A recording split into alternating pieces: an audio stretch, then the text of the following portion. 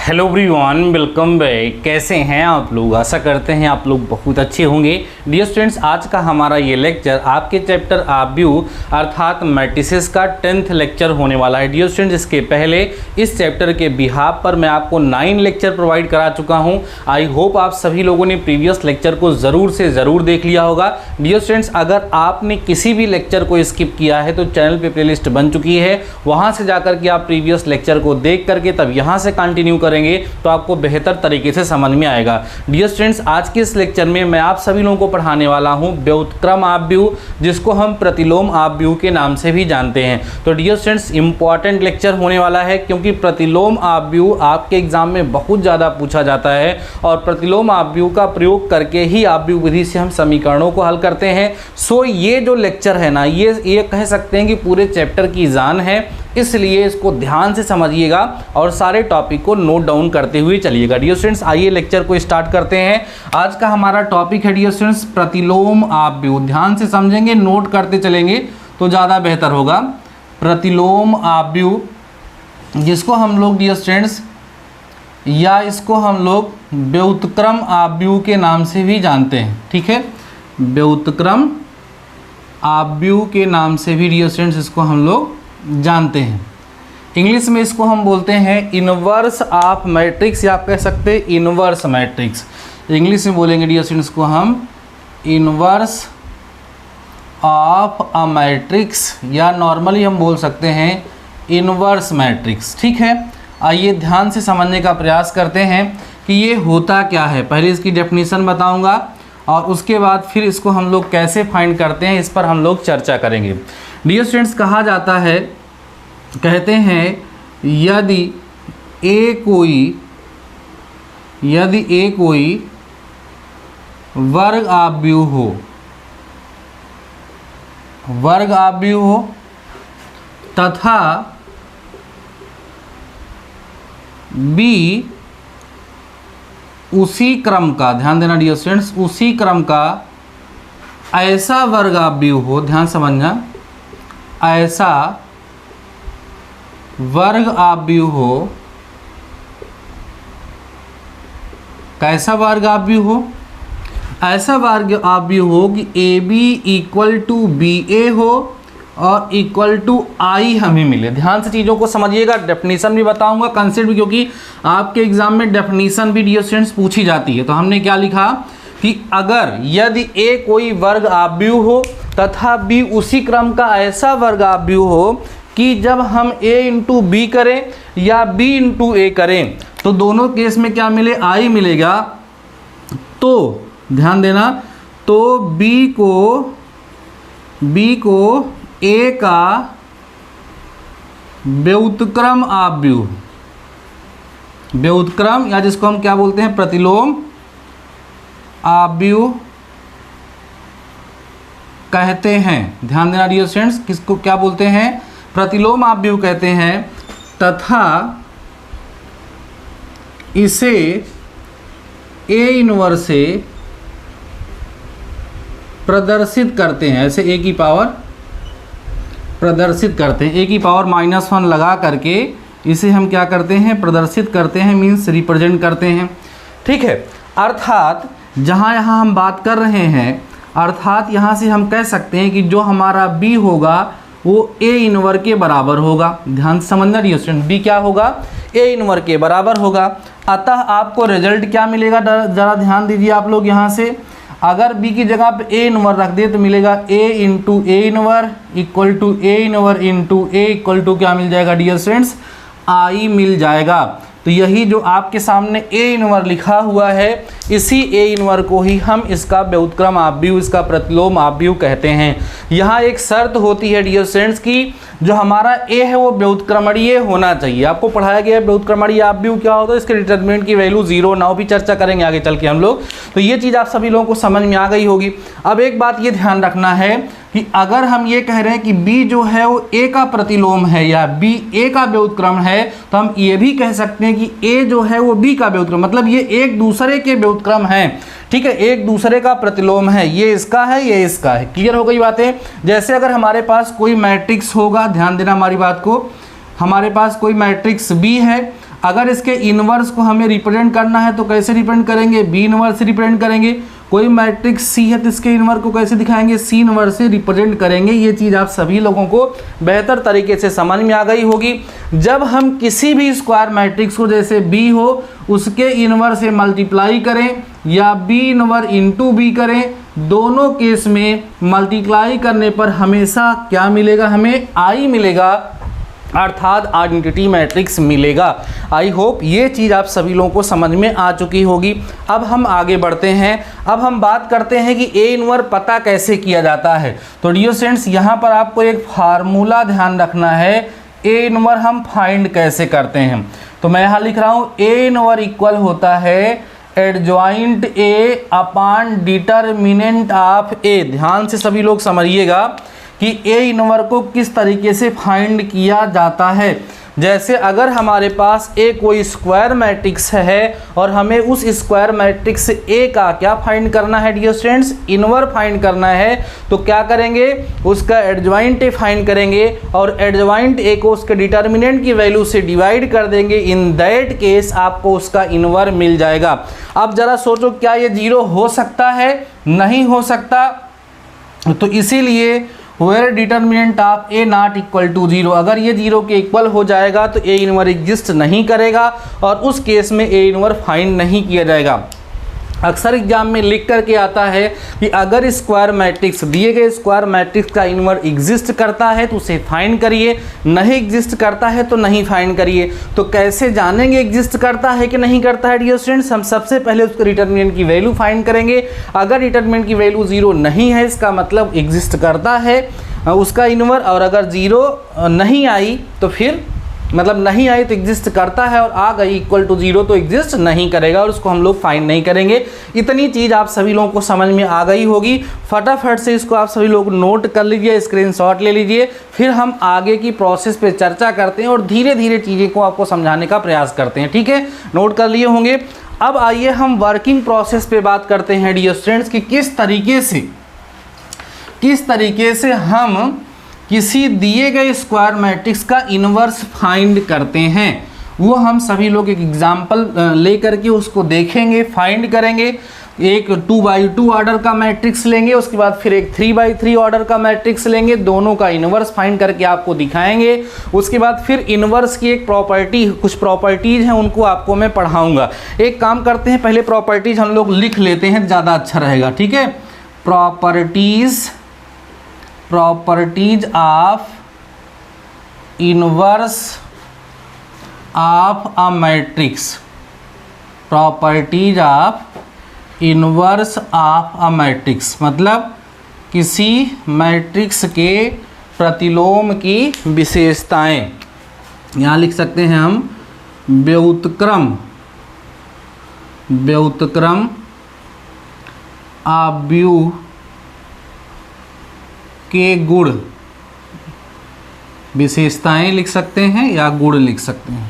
ध्यान से समझिएगा, इसको नोट करके चलिएगा, बहुत ही इम्पॉर्टेंट है और इसके बिहाफ पर आपके एग्ज़ाम में क्वेश्चन पूछे जाते हैं। सो ध्यान से समझ लेंगे और नोट कर लेंगे। ठीक है, नंबर पहली प्रॉपर्टी है ए इन्वर्स अद्वितीय होता है।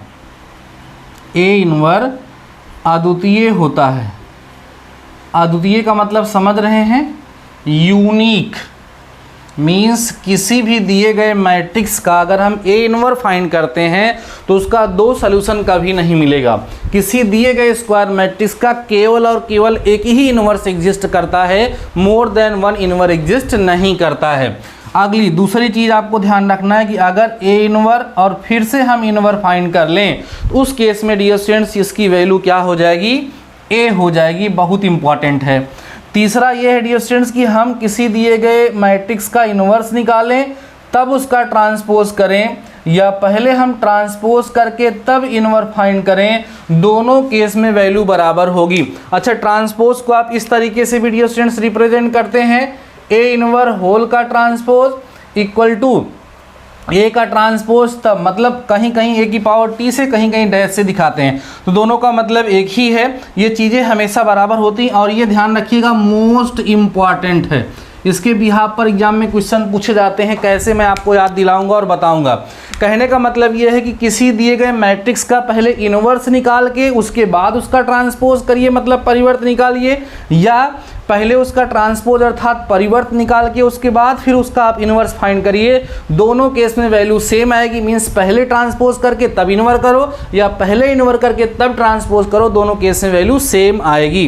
यह आप सभी लोगों को समझ में आ गया होगा। अगली चौथी और लास्ट प्रॉपर्टी है डियर स्टूडेंट्स, ध्यान देना। प्रॉपर्टी है ए बी का होल इनवर इक्वल होता है बी इनवर ए इनवर के। मतलब ये है कि अगर हमारे पास ए और बी दो मैट्रिक्स हैं, दोनों के मल्टीप्लिकेशन का हम इन्वर्स फाइंड करें और उनका अलग अलग इन्वर्स फाइंड करें तो उनके दोनों के मल्टीप्लिकेशन का इन्वर्स उनके इन्वर्स के रिवर्स ऑर्डर के मल्टीप्लिकेशन के बराबर होता। मतलब ए बी का होल इन्वर ए इन्वर इंटू बी इन्वर के इक्वल नहीं होता, ए बी का होल इन्वर बी इन्वर इंटू ए इन्वर के इक्वल होता है। ये जो है इन्वर्स की प्रॉपर्टीज़ हैं जो आप सभी लोगों को ध्यान रखना है। इसके बिहाफ पर आपके एग्जाम में क्वेश्चन पूछे जाएंगे, मैं क्वेश्चन कराऊंगा तो आपको बताऊंगा भी। अभी आप सभी लोग इसको फटाफट से डियर स्टूडेंट्स नोट करिए और उसके बाद फिर हम कुछ एग्जाम्पल की तरफ बढ़ते हैं और किसी दिए गए मैट्रिक्स का इन्वर्स फाइंड करके आप सभी लोगों को दिखाते हैं। ठीक है, देखिए जैसे हम कोई छोटा सा एग्जाम्पल ले लेते हैं, a इक्वल टू 5 0 7 और 1, ये हमारे पास एक मैट्रिक्स है। आप क्वेश्चन नोट कर सकते हैं, इफ इक्वल टू इतना देन हमें क्या करना है, देन फाइंड ए इनवर। ध्यान देना डियर स्टूडेंट्स, हमें क्या फाइंड करना है, ए इनवर फाइंड करना है। ध्यान से समझिएगा। तो आप सबसे पहले समझ लीजिए कि इसकी वर्किंग प्रोसेस है क्या। जैसा कि अभी आपको बताया गया कि ए इनवर इक्वल होगा adjoint A upon determinant of A के इक्वल होगा। बात समझ में आ रही है। तो इसका मतलब ये है कि पहले हमें एडजॉइंट फाइंड करना पड़ेगा, एडजॉइंट के पहले डिटर्मिनेंट की वैल्यू फाइंड करनी पड़ेगी, क्योंकि आपको पता है इन्वर्स तभी निकलेगा जब वो इन्वर्टिबल होगा, अर्थात उसके डिटर्मिनेंट की वैल्यू 0 नहीं होगी। तो आइए सबसे पहले इसके हम डिटर्मिनेंट की वैल्यू फाइंड करते हैं। जब डिटर्मिनेंट की वैल्यू डियर स्टूडेंट्स फाइंड करेंगे तो कितना आएगा, 5 1 जा 5 माइनस में 0 आ जाएगा। तो कुल मिला के डिटर्मिनेंट की जो वैल्यू आएगी वो कितनी आएगी डियर स्टूडेंट्स, 5 आएगी, जो कि 0 के बराबर नहीं है। 0 के बराबर नहीं है अर्थात ये जो मैट्रिक्स है ये इन्वर्टिबल है, इसका इन्वर्स फाइंड किया जा सकता है। अब हम क्या निकालेंगे डियर स्टूडेंट्स, इसके कोफैक्टर्स निकालेंगे। ध्यान देना, कोफैक्टर्स निकालेंगे। a11 है ना, a12 और उसके बाद a21 और a22। इस चीज़ को हमने प्रीवियस लेक्चर में आप सभी लोगों को पढ़ाया है, आई होप आपको याद होगा। a11 पता करना है तो इसको छोड़ेंगे बचेगा कितना 1, a12 पता करना है तो ये और ये छोड़ेंगे बचेगा कितना 0, a21 ये है, ये और ये छूटेगा तो कितना आएगा 7, लेकिन इसका चिन्ह माइनस तो -7, a22 इसको और इसको छोड़ेंगे तो कितना आएगा डियर स्टूडेंट्स 5 आ जाएगा। तो इस तरीके से आपको a11 ये सब मिल गया। अब आपको यहाँ पर क्या बनाना होता है, यहाँ बनाना होता है कोफैक्टर मैट्रिक्स। ठीक है, क्या बनाना होता है डियर स्टूडेंट्स, कोफैक्टर मैट्रिक्स बनाते हैं हम लोग। कोफैक्टर मैट्रिक्स जब हम बनाएंगे तो वो आप सभी लोगों को क्या मिलेगा, यहाँ पर 1 0 और -7 और क्या मिलेगा 5। इसको हम लोग b से दिखा लेते हैं। तो इस तरीके से हमें कोफैक्टर मैट्रिक्स मिल गया। अब हम क्या पता करेंगे डियर स्टूडेंट्स, अब हमें पता करना होगा एडजॉइंट ए। ध्यान दो, एडजॉइंट ए इक्वल टू क्या होगा, बी का ट्रांसपोज होगा ना। बी का ट्रांसपोज कर लेंगे तो हमें क्या मिल जाएगा, एडजॉइंट ए मिल जाएगा। अब जरा समझेंगे कि एडजॉइंट ए हमें क्या मिल रहा है। इसका ट्रांसपोज करेंगे तो आ जाएगा 1 0 -7 एंड डियर स्टूडेंट्स क्या आ गया 5 आ गया। ये एडजॉइंट ए आ गया। अभी आपको क्या चाहिए, अब डियर स्टूडेंट्स आपको चाहिए ए इनवर। तो ए इनवर का तरीका है 1 determinant of A into adjoint A, अर्थात एडजॉइंट ए को डिटर्मिनेंट ऑफ ए से हमें डिवाइड कर देना है। तो ए इनवर इक्वल टू 1 डिटर्मिनेंट की वैल्यू कितनी आई थी, जरा ध्यान दे लीजिए आप लोग। डिटर्मिनेंट की वैल्यू डियर स्टूडेंट्स यहाँ 5 आई थी, एडजॉइंट ए 1 आया, 0 आया, -7 आया और कितना आ गया 5 आ गया। सॉल्व कर लेंगे तो ए इनवर इक्वल टू अंदर भेजेंगे तो आएगा 1/5, यहाँ आएगा 0, यहाँ आएगा -7/5 और यहाँ डियर स्टूडेंट्स क्या आ जाएगा 1 आ जाएगा। ये आ गया आपका ए इनवर। आई होप आप सभी लोगों को प्रोसेस अच्छे तरीके से समझ में आ गई होगी कि किस तरीके से हम किसी दिए गए मैट्रिक्स के इन्वर्स को फाइंड करते हैं। अभी हमने बहुत ही आसान सा, बहुत छोटा सा एग्जाम्पल यहाँ पर लिया था। ये जो यहाँ पर मैट्रिक्स हमने लिया था ये कितने ऑर्डर का था डियर स्टूडेंट्स? ये 2x2 ऑर्डर का हमारे पास मैट्रिक्स था। यही सेम प्रोसेस हम लोग अप्लाई करेंगे जब 3x3 ऑर्डर का मैट्रिक्स होगा तब भी। आइए अगर हम इसका वेरिफिकेशन करना चाहें कि जो हम लोगों ने करा है वो हमारा करेक्ट है या नहीं, तो हम इसका वेरिफिकेशन कैसे करेंगे? देखो डियर स्टूडेंट्स, हमारे पास लिखा है 5 0 7 1 और इसको इससे मल्टीप्लाई करिए 1/5 0 माइनस 7/5 और 1।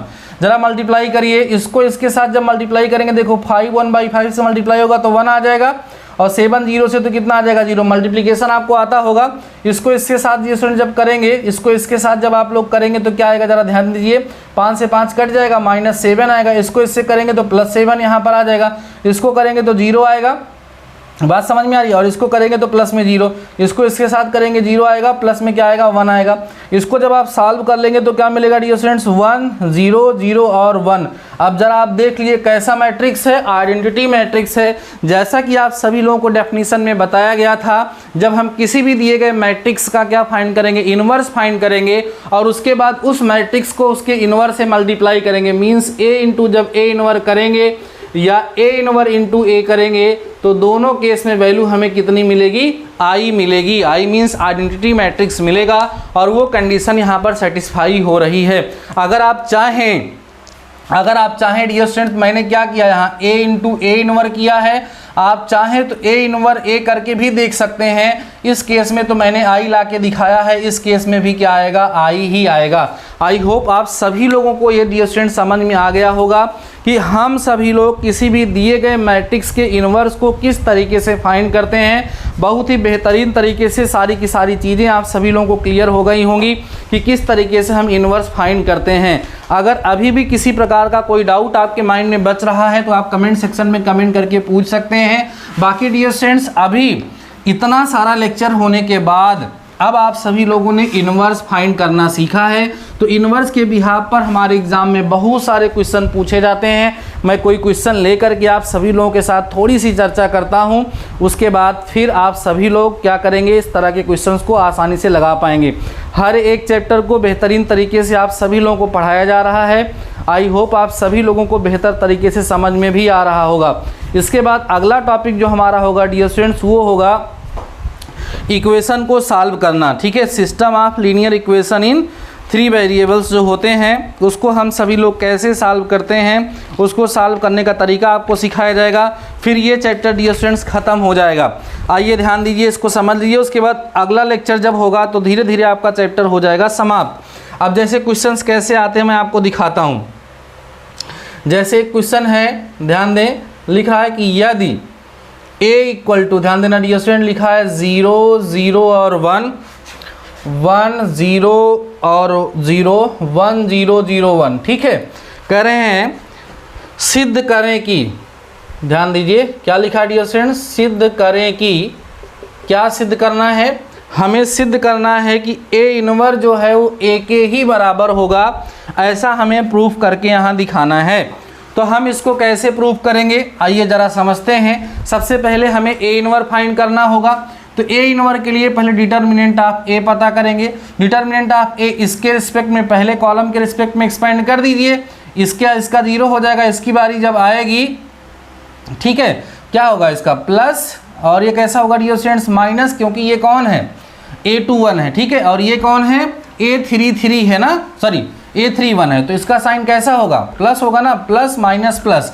तो क्या लिखेंगे यहाँ? 1, ये और ये छूटेगा, ये इससे मल्टीप्लाई होगा, ये इससे मल्टीप्लाई होगा, तो 0 माइनस 0। तो कहने का मतलब डिटर्मिनेंट ऑफ ए जो है डियर स्टूडेंट्स वो तो क्या आ जा रही है? नहीं, मैं कुछ गलत कर दिया हूँ लग रहा है मुझे, वैल्यू नोट करने में कुछ तो फॉल्ट हुई है। 0 0 1 और 1 नहीं, ये गलत हो गया है, क्वेश्चन मैंने गलत नोट कर दिया है। यहाँ पर डियर स्टूडेंट 0 होना चाहिए, यहाँ पर 1 और यहाँ पर 0 होना चाहिए, फिर यहाँ पर जो है 1 0 0 लिखा गया है। ठीक है, ये क्वेश्चन हमारा 0 0 1 है, 0 1 0 है, 1 0 0 है। ठीक है, चलिए तो हम क्या करेंगे, यहाँ पहले कॉलम के रिस्पेक्ट पहले रो के करेंगे, 0 प्लस माइनस प्लस 1 करेंगे, ये और ये छूट जाएगा, इसको इससे मल्टीप्लाई करेंगे तो 0 आएगा और -1, कुल मिला के डिटर्मिनेंट की जो वैल्यू आएगी डियर स्टूडेंट्स वो कितनी आएगी, +1 आ जाएगी। देखिए ध्यान से, ठीक है, इसको +1 नहीं आएगी, -1 आएगी, क्योंकि ये जब मल्टीप्लाई होगा तो डिटरमिनेंट की वैल्यू क्या आ गई, -1 आ गई, और ये 0 है नहीं। जब 0 नहीं है तो आगे हम प्रोसीड करेंगे, तो A11 पता करेंगे। अब A11 में ये और ये छूट जाएगा, इसको इससे मल्टीप्लाई जैसे करेंगे तो A11 0 आएगा।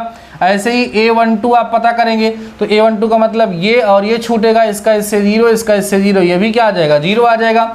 जब हम A13 की बात करेंगे तो ये और ये छूटेगा, इसका इससे 0, इसका इससे करेंगे तो 0 -1, तो कुल मिला कितना आ जाएगा डियर स्टूडेंट्स, -1 यहाँ पर आप लोगों को मिल जाएगा। बात समझ में आ रही होगी। अब क्या पता करेंगे हम, A21 यहाँ से फाइंड करेंगे, तो ये और ये छूटेगा, तो 0 -0 मतलब ये भी 0 आ जाएगा। फिर A22 की बात करेंगे तो ये और ये छूटेगा, ये और ये छूटेगा, इसका इससे 0 -1 मीन्स -1 यहाँ पर आ जाएगा। फिर A23 की बात हम करेंगे तो ये और ये छूट जाएगा, यहाँ 0 -0 मतलब 0 आ जाएगा। ये प्रोसेस आपको मैं पढ़ा चुका हूँ, पिछले इसका लेक्चर देखे होंगे तभी समझ में आएगा। A31 इक्वल टू ये और ये छोड़ेंगे तो यहाँ भी कितना आ जाएगा डियर स्टूडेंट्स, -1 आ जाएगा। और उसके बाद जब हम A32 की बात करेंगे डियर स्टूडेंट्स तो ये और ये छूटेगा, ये और ये छूटेगा, यहाँ भी कितना आ जाएगा 0। A33 की जब हम बात करेंगे तो ये और ये छूट जाएगा, यहाँ भी कितना आ जाएगा 0। ठीक है, अब यहाँ पर एक मैट्रिक्स हम B बनाते हैं, जो B बनाएंगे वो कितना होगा, 0 0 -1 होगा, और उसके बाद क्या होगा डियर स्टूडेंट्स, 0 -1 और 0 होगा, फिर -1 होगा, 0 होगा और ये 0 होगा, ये B मिल गया। अब आप क्या पता करेंगे बताइए, एडजॉइंट ए पता करेंगे जो कि B का ट्रांसपोज होगा। ध्यान से समझते चलिए, एडजॉइंट ए जब आप पता करेंगे तो कितना आएगा, 0 आएगा, 0 आएगा, -1 आएगा, 0 -1 0 आएगा, -1 0 और 0 आएगा। ये क्या मिल गया, एडजॉइंट ए। ठीक है, अभी आपको क्या चाहिए, A इनवर्स चाहिए, तो A inverse equal to dear students क्या होगा, एडजॉइंट ए होगा अपान में डिटर्मिनेंट ऑफ A होगा। डिटर्मिनेंट की वैल्यू -1 आई है, माइनस से उस पूरे को क्या करिए, डिवाइड।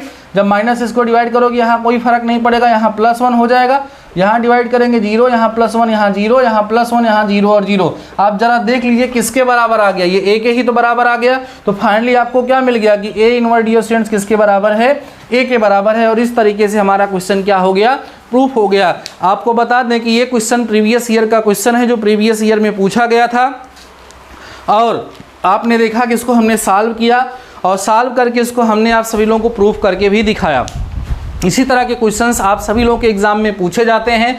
बस ध्यान इस बात का देना है कि आपको कंसेप्ट पता हो, रूल अगर आपको पता है तो क्वेश्चन आएगा तो आप सभी लोग इसको सॉल्व कर पाएंगे। आई होप आपको समझ में आया होगा। इसको आप सभी लोग डियर स्टूडेंट्स नोट डाउन कर लीजिए, ठीक है ना। फिर थोड़ी सी और चर्चा करते हैं। आज के हमारे इस लेक्चर का मेन उद्देश्य यही था कि मैं आपको इनवर्स समझा सकूं। आई होप आपको इनवर्स समझ में आ गया होगा, लेकिन उसके लिए ज़रूरी है कि आपको एडजॉइंट फाइंड करना आता रहा हो। तो आप सभी लोगों को आता रहा होगा। एक क्वेश्चन अगला देखिए डियर स्टूडेंट, ध्यान दीजिए। अगला क्वेश्चन है हमारा, यदि A इक्वल टू, ध्यान दो, A इक्वल टू क्या है, 1 है, 2 है, 1 है, फिर है -1 और डियर स्टूडेंट्स कितना है, 0 है, 1 है, 0 है, 0 है। करें तो दिखाइए कि, ध्यान से समझिए, लिख रहा है तो दिखाइए कि, हमें दिखाना है अर्थात प्रूफ करना है कि A इनवर्स जो होगा डियर स्टूडेंट्स वो A² के बराबर होगा। एक क्वेश्चन ये है, ठीक है।